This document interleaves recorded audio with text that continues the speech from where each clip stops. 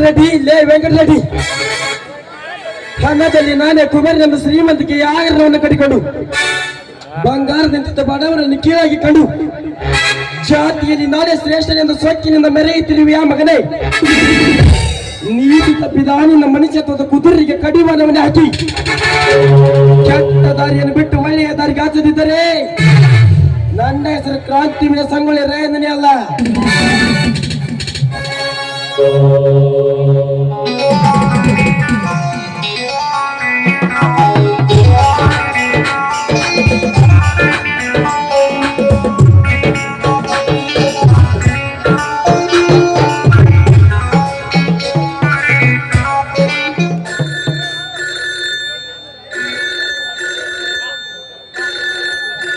Hello, ಯಾರು ಮಾತನಾಡುತ್ತಿರುವುದು?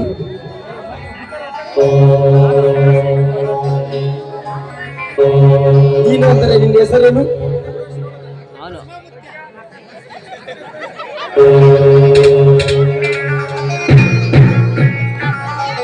ರಾಯಣ್ಣ, ಎಷ್ಟು ಸಾರಿ ಮೊಬೈಲಲ್ಲಿ ಪ್ರಿಂಟ್ ಮಾಡಿಕೊಂಡು ಅಟ್ಲೀಸ್ಟ್ ನನ್ನ ವಾಯ್ಸಾದವನಿಗೆ ಕಾಣದಾಗ ಹೇ ಬಚ್ಚ, ನಿನ್ನ ಹೆಸರು ನನ್ನ ಮೊಬೈಲಿನಲ್ಲಿ ಫೀಡ್ ಮಾಡಿಕೊಂಡು ನಿನ್ನ ಕಾಲ್ ಬಂದ ತಕ್ಷಣ ಅಲ್ಲ ಸರಿ ಇಲ್ದ್ರೆ ಅಂತ ಕೇಳೋದಕ್ಕೆ ಮಂತ್ರಿನ ಇಲ್ಲ ಫಿಯಲ್ ಏನಂದ್ರೆ ನಿನ್ನ ಹೆಸರು? ಅಯ್ಯೋ, ನಾನಯ್ಯ ಅಣ್ಣ ಶೇಟ್ ಮಾತಾಡ್ತಿರುವುದು. ಓ ಅಣ್ಣ ಶೇಟ್, ಏನಾಗಬೇಕಿತ್ತೇನು? ಏನೂ ಇಲ್ಲ, ನೀನು ಇವತ್ತು ಬಾಂಬೆಗೆ ಬರಬೇಕು. ಇವತ್ತು ನೀನು ನನ್ನಲ್ಲಿಗೆ ಬರಬೇಕು. What is this? ಹೇಗೆ ಹೇಳ್ತಾ ಇದ್ದೀನಿ?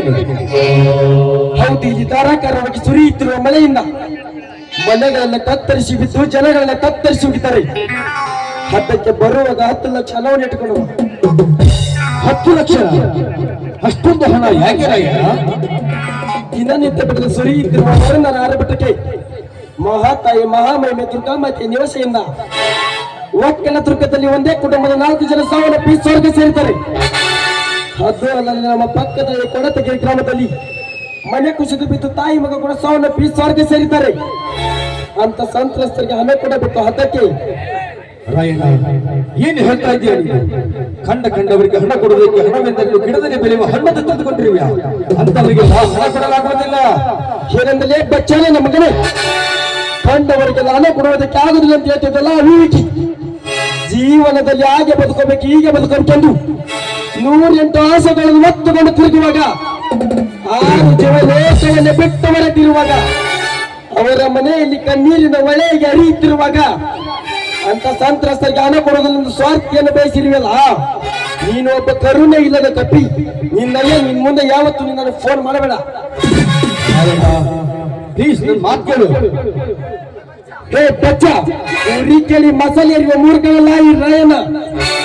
ನಾನು ನಿನ್ನ ಮಾತನ್ನು ಕೇಳಿ ಹೋಗುವುದಕ್ಕೆ ನೀನು ಪರಮಾತ್ಮನಲ್ಲ, ನಾನು ನಿನ್ನ ಪೂಜಾರಿನಲ್ಲ.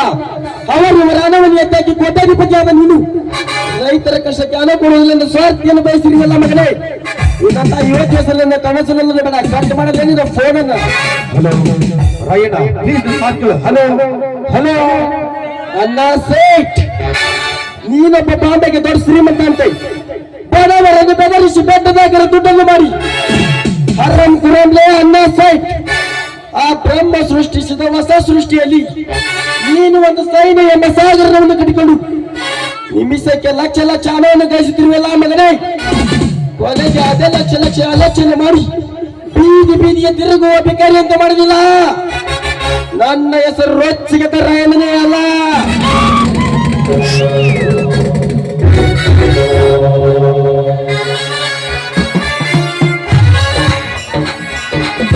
ಅಣ್ಣ ನಿಲ್ಲಣ್ಣ.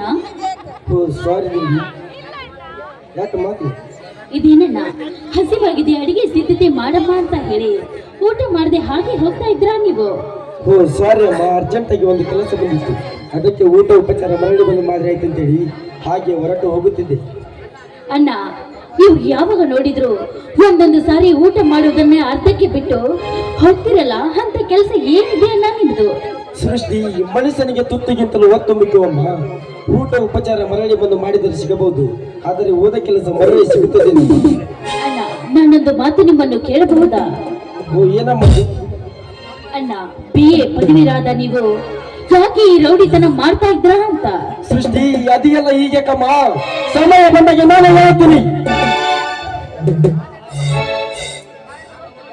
ನಾನು ಬರುತ್ತೇನೆ. ಇಲ್ಲನ ಮತ್ತೆ ಊಟ ಮಾಡದೆ ಹಾಗೆ ಹೋಗ್ತಾ ಇದ್ರ ನೀವು? ತಂಗಿ ಈರಿನ ಮುದ್ದಾದ ಮುಖವನ್ನು ಕಂಡು ಅರ್ಧ ಹೊಟ್ಟೆ ತುಂಬಿ ಹೋಗಿತ್ತಮ್ಮ. ಹೌದೇನ? ಹಾಗೇನಾದರೂ ಸಂಗೀತ ಎಂಬ ಸ್ವರ ಅಮ್ಮಿ ಹೊರ ಬಂದರೆ ಇನ್ನು 2 ದಿನ ಹೊಟ್ಟೆ ಹಸಿ ಹೋಗುದಿಲ್ಲಮ್ಮ, ಹೊಟ್ಟೆ ಹಸಿ ಹೋಗುದಿಲ್ಲ. ಹೌದೇನನ್ನ? ಹೌದು ತಂಗಿ, ಈ ನಿನ್ನ ಹೊರಟಿರುವ ಕೆಲಸಕ್ಕೆ ಯಾವ ದೊಡ್ಡವಾಗಬಾರೆಂದು ಹಾಡಿನ ಮೂಲಕ ಹಾರೈಸಿ ಕಳಿಸಮ್ಮ, ಹಾರೈಸಿ ಕಳಿಸು. ಆಯ್ತಣ್ಣ.